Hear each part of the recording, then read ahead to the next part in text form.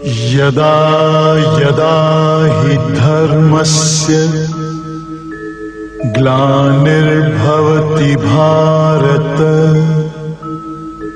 अभ्युत्थानम् अधर्मस्य तदात्मानं सृजाम्यहम् परित्राणाय साधूनां विनाशाय च दुष्कृताम् धर्म संस्थापनार्थाय संभवामि युगे युगे।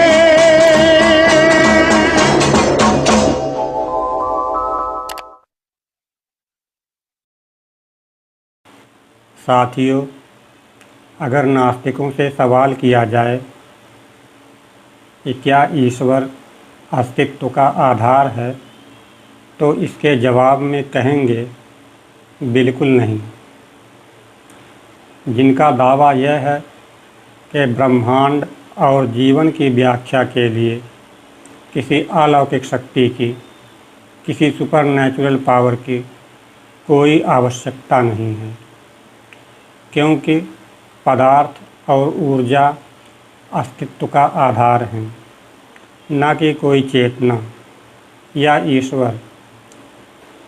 क्योंकि ब्रह्मांड भौतिकी के नियमों के अनुसार काम करता है, इसके लिए किसी निर्माता की, किसी परमात्मा की कोई आवश्यकता नहीं, क्योंकि प्रकृति खुद से संचालित है। तो दोस्तों, नास्तिकों के इन दावों में कितनी तार्किकता है, आज की इस वीडियो के माध्यम से इसकी परतों को खोलेंगे कि इसमें कुछ सच्चाई भी है या केवल एक कल्पना मात्र। सवाल है, क्या ईश्वर अस्तित्व का आधार है? क्या खुदा वाजिबुल वजूद है?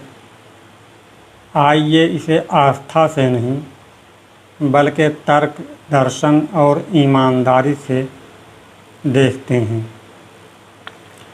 जब कहा जाता है ईश्वर अस्तित्व का आधार है, तो इसका मतलब यह नहीं ईश्वर कोई भौतिक वस्तु है।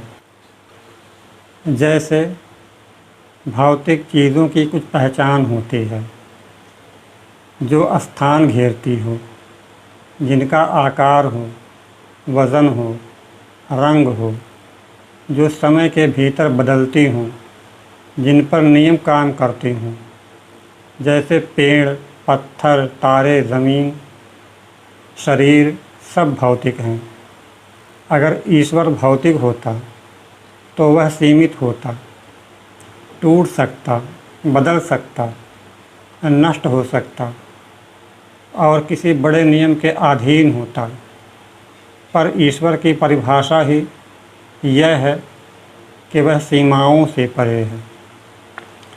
दार्शनिक और इस्लामी दृष्टि में ईश्वर को वाजिबुल वजूद कहा जाता है, यानी जिसका होना अनिवार्य है।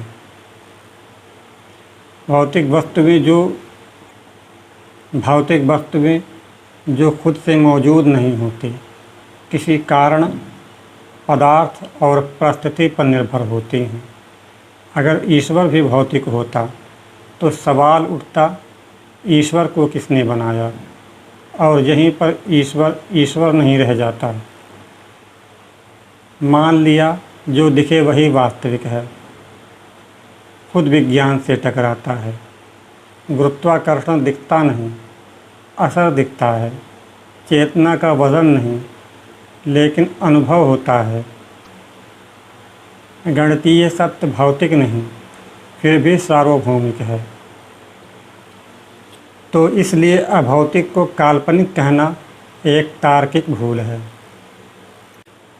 मकसद यह है, ईश्वर कोई भौतिक वस्तु नहीं या ब्रह्मांड के भीतर बैठा कोई प्राणी है, बल्कि इसका अर्थ है वह वास्तविकता जिसके कारण सब कुछ है, कुछ न होने के बजाय।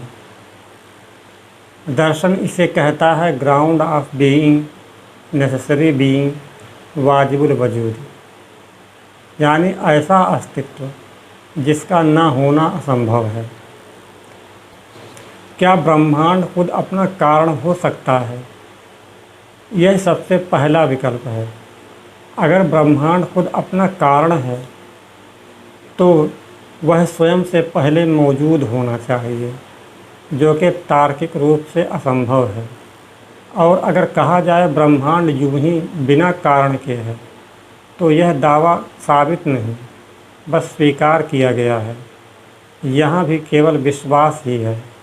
दर्शन कहता है जो चीज़ बदलती है, सीमित है, नष्ट होती है, वह अपना आधार नहीं हो सकती। इन्फिनिट रेग्रेस, मान लीजिए हर चीज़ किसी और पर निर्भर है और वह दूसरी किसी तीसरी पर, तो सवाल है यह सिलसिला कहाँ रुकेगा? अगर यह कभी ना रुके तो वास्तविकता शुरू ही नहीं हो सकती। इसलिए दर्शन कहता है कहीं न कहीं कोई न कोई सत्ता होनी चाहिए जो निर्भर न हो बल्कि दूसरों को निर्भर बनाए।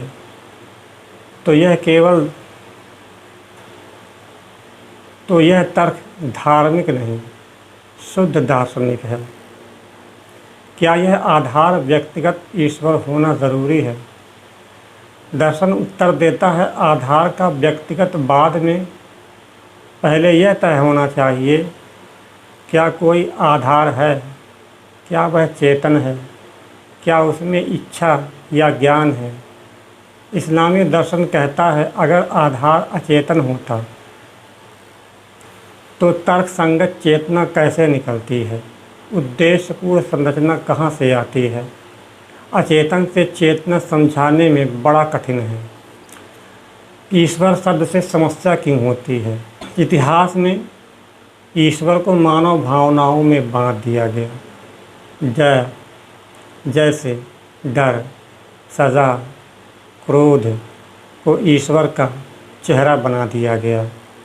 दर्शन कहता है अगर आप इन छवियों को हटा दें तो बचता है अस्तित्व का स्रोत, नियमों का आधार, तर्क का कारण। और यही वह बिंदु है जहाँ नास्तिकता सर झुका देती है। अगर ईश्वर अस्तित्व का आधार नहीं है तो विकल्प क्या है? तो इसके केवल 3 ही विकल्प बचते हैं। 1 पूर्ण शून्य से सब कुछ, 2 अंधी निराधार प्रक्रिया, 3 एक अनिवार्य आत्मनिर्भर वास्तविकता। तो पहले 2 विकल्प तर्क से टिकते नहीं और सिर्फ स्वीकार किए जाते हैं। तीसरा विकल्प तर्क से मांगा जाता है, चाहे उसे कोई नाम दे या ना दे। क्या ईश्वर अस्तित्व का आधार है? धर्म कहता है हाँ, दर्शन कहता है होना ही चाहिए और नास्तिकता कहती है पता नहीं। अक्सर पहले 2 विकल्पों में खामोशी से झुक जाता है। अंतिम विचार, अगर ईश्वर अस्तित्व का कोई आधार नहीं तो तर्क, सत्य और अर्थ सब हवा में लटके हैं। और अगर वो हवा में नहीं तो ज़मीन कहीं ना कहीं है। तो सवाल है क्या हम उस ज़मीन को ईश्वर कहने का साहस रखते हैं? शुक्रिया।